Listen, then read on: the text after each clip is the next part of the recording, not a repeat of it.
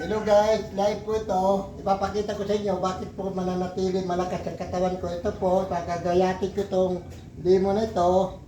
Ito po ay anti-bacteria po ito. Marami po ito nakukuha lalo na sa mga sakit,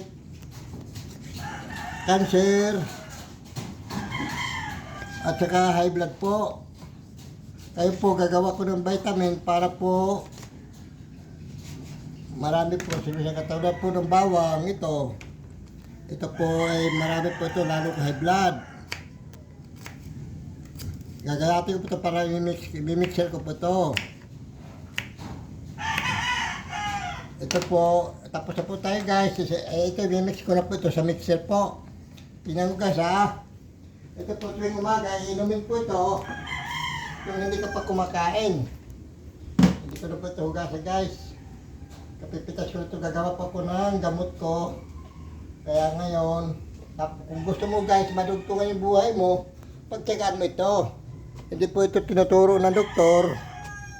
Kasi alam mo naman ito, dito po kinukuha mga gamot po ito, lalo na yung bayabas, pagtatae po. 50 ml po, pwede po inumin natin para po tuwing umaga na hindi ka pa kumakain, inumin natin ito. Tapos ito nga guys, ay mimix ko na po ito.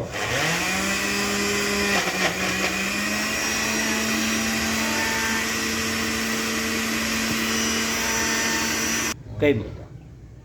Ito po, lalagyan natin ng tubig na mainit para po ito may lagyan natin sa pag mimix natin. Ilagay na natin baso po guys. Tapos po i-mixer natin, papaala natin mixer po ito. Ito tuwing umaga ba guys, iinumin mo ito 500 ml po kung kaya mo. Para yung hindi ka pa kumakain pa bago gising guys, ay umaga hapon lang po.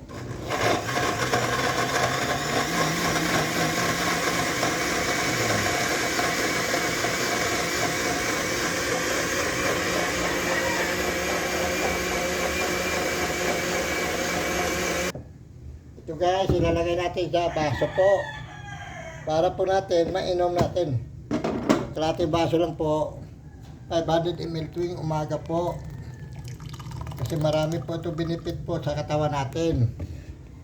Okay guys, inumin natin. Ito po, gamot po ito sa cancer po ito.